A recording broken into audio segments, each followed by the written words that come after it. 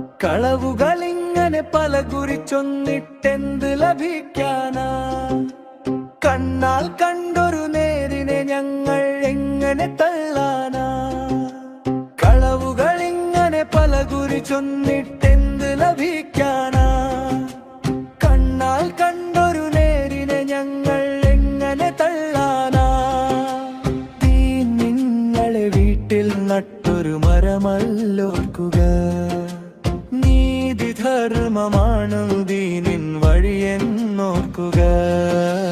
നമ്മൾ വാഫികളെന്നും ഇന്നും എന്നും സമസ്ത. നമ്മൾ വാഫികളെന്നും ഇന്നും എന്നും സമസ്ത.